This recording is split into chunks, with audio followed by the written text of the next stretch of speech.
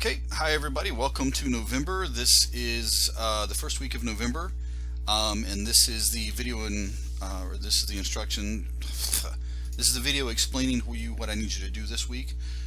This video, of course, is linked right here. If you've already gotten it, then you're ahead of the game. The first thing we're going to do is we're going to start out with a tutorial this week on DNA. The DNA tutorial this week it may start out looking kind of tough, but it's actually very easy. If you'll follow along with me on the tutorial with the video that I've produced here, you'll get it pretty quickly. The goal here, of course, is to explain laboratory procedures used to analyze DNA. So we're going to talk about some DNA procedures that or some procedures for collecting DNA and storing DNA and transporting DNA to like a lab. And we're going to spend about half the lesson talking about the structure of DNA, which is going to help you understand why DNA is important in forensic science. Okay, the guided notes are here, and you'll need to have those pulled up and ready to go when you go through the tutorial. Again, as I always say, I encourage you to read through the tutorial first and then watch the video with me. And in both cases, working on the guided notes. There's a game out of Edmonton that I actually kind of like. It's quick, but it's kind of intense because you're like, oh God, I got to do this real fast. But it helps you learn some of the vocabulary. There is an activity on biological evidence that I'm going to go through with you very shortly, and that's going to be posted right underneath this here.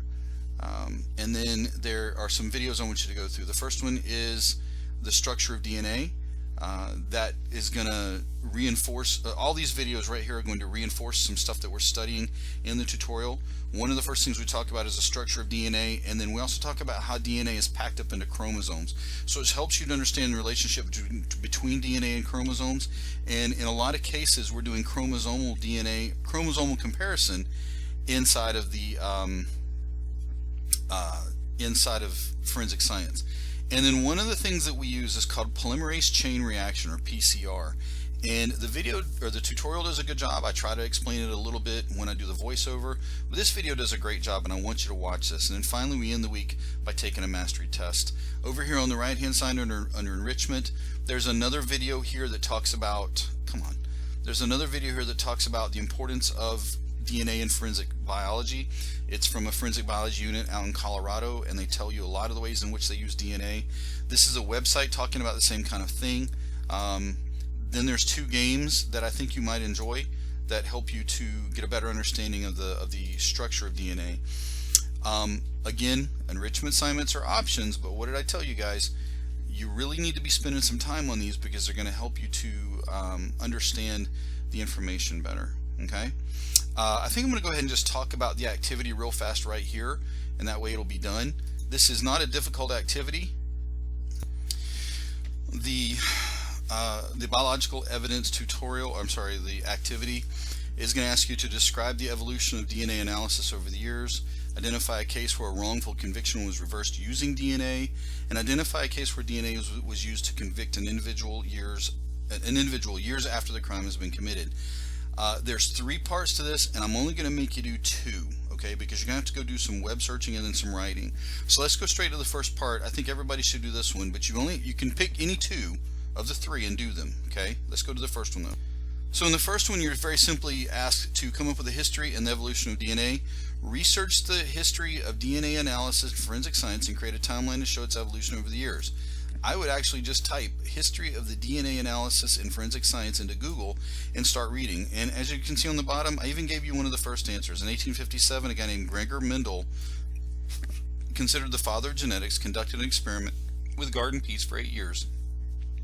This experiment formed the basis of genetics. That's the first thing you should write, and you need to make me about 10 or 12 bullet points in here that show that you've done some research on the forensic science timeline. Evolution of DNA in forensic science. Okay. The next one is to see how DNA helped actually somebody get out of being considered a suspect, and you can pick whichever one you want. You're going to be writing a couple of paragraphs on it. In 1984, a guy named Dennis Maher, or Marr, I'm not sure how you say that, He was a sergeant in the U.S. Army. You can choose that guy, but you're going to have to do the research on him.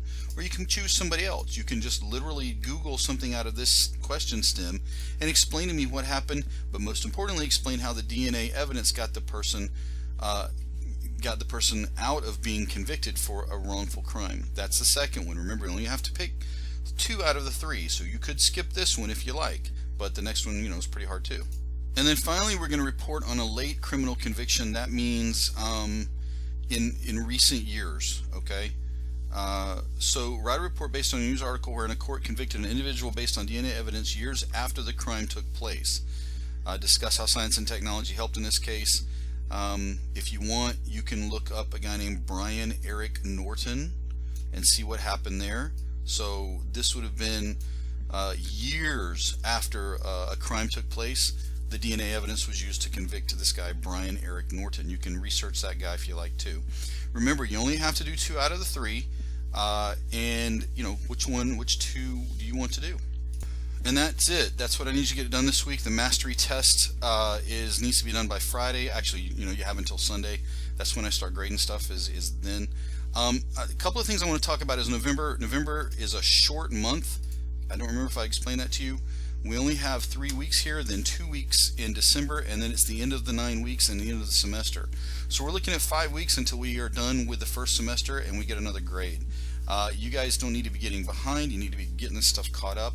And so I'm here to help. Give me an email, a text. Please Zoom with me if I can help you. I'm in my Zoom room every day from 9 a.m. till 11 a.m. and I'm usually there helping students individually. So if you are kind of concerned that you'll be in a room with somebody else, don't worry about it. We do these things one-on-one. I can do Zoom with you guys if you want to do a group. That's fine. I'm happy to do that, but we can handle things in any kind of contact format that you want. Zoom, phone call, email, text. You guys have all that contact information for me, so use it. I'm here getting paid to help you, and I'm really looking forward to working with you guys. So so there's that. And then I want to excite you by giving you something that's coming up on the horizon. I just got off the phone with Okeechobee County Sheriff's Department, and I think I'm going to get to meet with our crime scene technicians that are here in town, and we're going to do a little video with them. And I was hoping that you guys could send me some questions that you might want to ask the crime scene investigators that we have here in town. And I'm going to sweeten the deal by saying this: if you give me a question that I can use in the interview, I will bump up your lowest score to 100% on any tutorial or mastery test. I'll bump it up to 100% for you just because you gave me a question that I use. So that means you got to come up with a good question. All right, so come up with a question, shoot it to me as an email, and if I can use it, then look at there. Look at the extra credit you just got. Okay, thank you very much, and get to work.